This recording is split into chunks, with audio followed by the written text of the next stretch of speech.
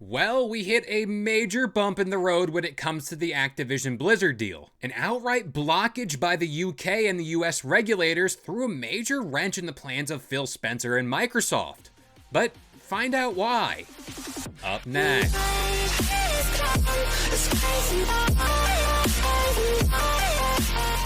What up, guys? This is Kalo, and I'm here to give you the lowdown on all things gaming. And if you're new here, feel free to subscribe to this channel for weekly video game news content, drop a like on the video, and follow me on Twitter. So, I just want to say, don't adjust your dials. This is yet another news video this week, and for the sake of being up to date, I'm just dropping these videos as the news comes. And everything just seems to be going downhill fast for the infamous Activision Blizzard deal, when everyone in the gaming industry thought it was a virtual slam dunk. Now, the most recent agitator in this saga seems to be the Competition and Markets Authority, who is a competition regulator in the UK. The CMA released a provisional report that claimed the merger could result in higher prices, fewer choices, or less innovation for UK gamers, and would weaken the important rivalry between Xbox and PlayStation gaming consoles. It's also worth noting the CMA seems to be backing Sony's countless arguments surrounding Xbox making Call of Duty a console exclusive. Now, this isn't the very first time this deal was disapproved, because back in December, the FTC said it would enable Microsoft to suppress competitors in the console and cloud gaming businesses. But if the case doesn't go Microsoft's way with the FTC, and just the FTC, Microsoft could then go on to appeal the choice to another court because America. But it's a totally different story when it comes to the CMA's case, because some aspects can be appealed, but ultimately, when the choice is made, that's the final verdict. This is all crazy to think about, because this could kill the Activision Blizzard deal in one foul swoop. The CMA went on to talk about how Microsoft went on to buy other studios and made their games console exclusives. I assume that means Bethesda. The quote reads, "The combination of financial and broader strategic considerations would provide Microsoft with the incentive to make Call of Duty either partially or totally an Xbox exclusive following the merger. The loss of Call of Duty on PlayStation could result in gamers seeing higher prices, reduced range, lower quality, and worse service in the gaming consoles over time." The CMA also worked some numbers too, finding 24% of PlayStation gamers would leave Sony's console if Xbox made the franchise exclusive to its platforms. And this is all after multiple Xbox officials stated time and time again that they would keep Call of Duty on PlayStation consoles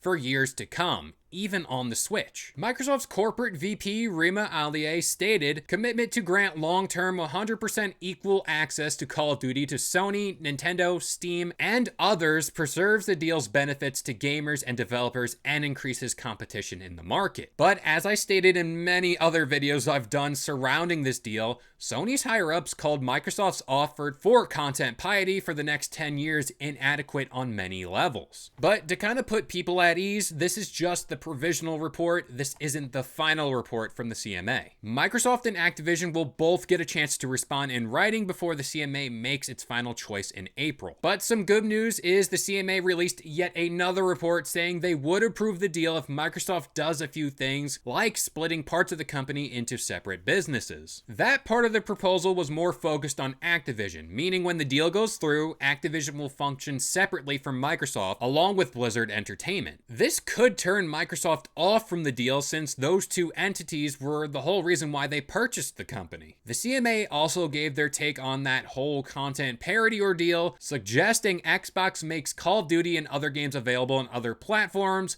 labeling this as a behavioral remedy. But the CMA said, quote, "The circumstances in which the CMA might select a behavioral remedy as the primary source of remedial action are not present." And it seems like the CMA is only willing to accept what they called a structural remedy by breaking up Activision Blizzard into, again, separate entities post-merger. Activision Blizzard CEO Bobby Kotick bashed regulators on CNBC. He warned blockage of this deal could have grave consequences in tech in the UK, citing the only reason Microsoft wants to go through with this deal is primarily to get into mobile gaming, and that they are not going to be Silicon Valley, but Death Valley. That's rather cryptic. This shot was a reference to the UK's Chancellor of the Exchequer, Jeremy Hunt, where he wanted to change the country into the next Silicon Valley. Kotick goes on to say that they are confused where competition is today. because companies like ByteDance and Tencent exist in protected markets,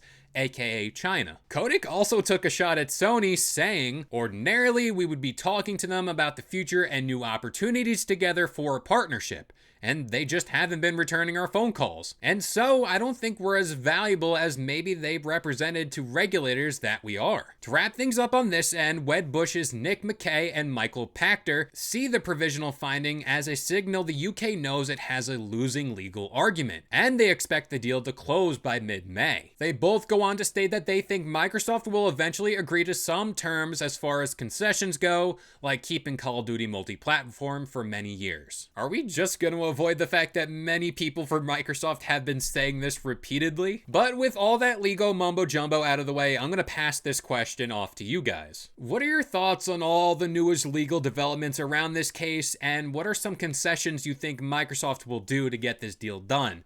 Personally, I just think they're going to keep Call of Duty multi-platform and just leave it at that, because honestly, they'll be losing too much money if they take it off of PlayStation consoles. But that about does it here. I've been KLO. I gave you the lowdown on all things gaming, and if you're new here, feel free to subscribe to this channel for weekly video game news content, drop a like on the video, and I'll see you guys next time.